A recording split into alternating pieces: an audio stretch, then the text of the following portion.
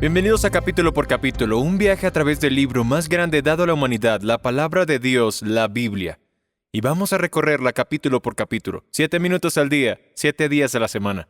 Acompáñanos cada día y compártelo con otros, para que se unan a este viaje que cambiará sus vidas. Nos detendremos en lugares inesperados y seremos desafiados. Algunos versículos despertarán asombro. Incluso tendremos capítulos que serán instructivos y en otros encontraremos gozo y consuelo. En ocasiones seremos confrontados y querremos cambiar. Pero en general el viaje valdrá la pena. De vez en cuando puede que tomemos un desvío en el camino y escuchemos a algunos de los grandes siervos de Dios compartir sus pasajes favoritos de un capítulo de la Escritura y nos darán su perspectiva. Todo viaje necesita un pequeño desvío de vez en cuando. La mejor manera de aprovechar este podcast es leer el capítulo que estamos estudiando antes o después. Es su palabra la que transforma. Encontrarás más y verás más de lo que yo podría articular. Bienvenidos a Capítulo por Capítulo. Y el capítulo de hoy es Génesis 38. Una pausa triste en medio de una gran historia. La historia de José se pone en pausa por una historia realmente extraña. Es una pausa triste en medio de una gran historia. Es como si no perteneciera ahí. El último versículo de Génesis 37 termina con José siendo vendido como esclavo rumbo a Egipto. Y Génesis 39 se abre con José en Egipto, vendido de nuevo a la casa de un capitán. En medio del viaje de José está esta historia triste. José acaba de ser traicionado por sus hermanos, arrojado a una cisterna, vendido a unos madianitas que pasaban. José va en camino a la nación que un día rescatará más adelante, pero llegará encadenado y terminará con una túnica como primer ministro. A Jacob le mienten sobre la desaparición de José. Los hermanos dijeron que murió cuando en realidad fue traicionado por su propia sangre y vendido por 20 siclos de plata. Eso equivale a unos pocos meses de salario de un trabajador. Entonces, cuando estás justo al borde del asiento, la historia cambia. Los personajes son diferentes y no es precisamente una historia bonita. Aquí hay muchísimo para digerir. Prostitución, infidelidad hacia una esposa, mentira, dolor y mucho más. Judá, hijo de Jacob, se acostó con una prostituta cananea y así ella tuvo 3 hijos, Onán y Sela. Estos hijos eran malvados y Dios le quitó la vida a 2 de ellos, y Onán. Una de las esposas de estos muchachos fue Tamar, y ella quedó viuda por el juicio divino sobre su marido. Sé que suena confuso, pero ahora se va a poner más extraño. Con el paso del tiempo, Tamar oyó que su suegro venía a la ciudad y tramó un plan para llamar su atención.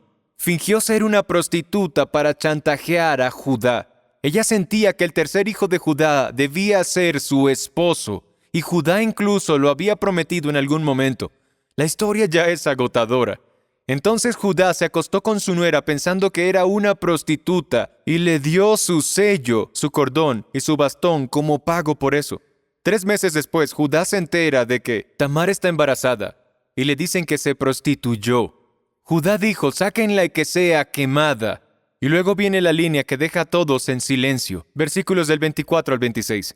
Y a los 3 meses informaron a Judá diciendo, tu nuera Tamar ha fornicado y ha quedado encinta a causa de las fornicaciones. Sáquenla y que sea quemada, dijo Judá. Luego versículo 25. Dice, cuando la sacaban, ella envió a decir a su suegro, del hombre a quien pertenecen estas cosas estoy encinta.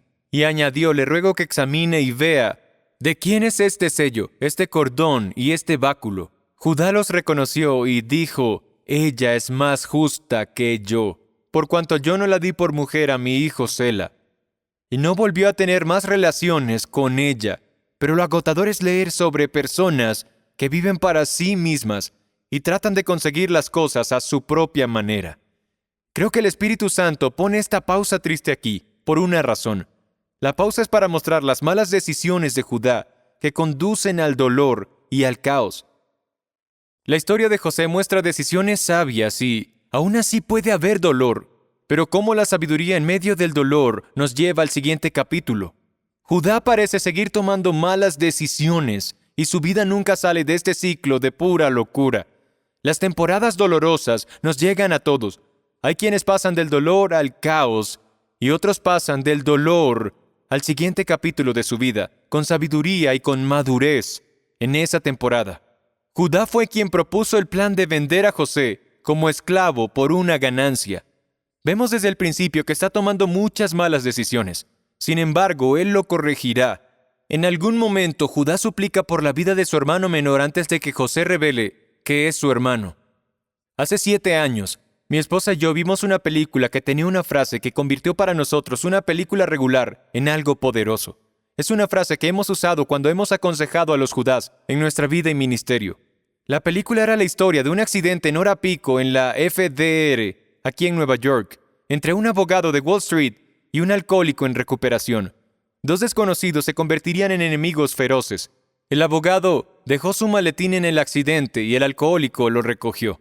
Toda la película se trata del abogado intentando recuperar su maletín. En algún momento él le dice al hombre estas palabras: hay personas que son adictas al caos. Yo he conocido personas con esta adicción.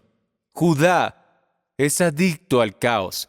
Dolor y dificultad significan que eres un adicto. Solo si una temporada de dolor no te lleva a una nueva temporada con sabiduría y madurez.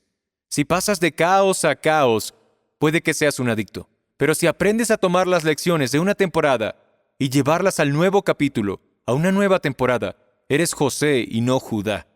Creo que Génesis 38 habría sido diferente si Judá se hubiera arrepentido de lo que le hizo a su hermano en el capítulo anterior. Pero en vez de eso, pasa de caos a caos. ¿Eres adicto al caos? Génesis 38 es una advertencia, es un contraste y es un llamado de atención para todos. Gracias por ver capítulo por capítulo. Cada capítulo del libro más grande, la Biblia, la palabra de Dios, 7 minutos al día, 7 días a la semana. Nos vemos mañana.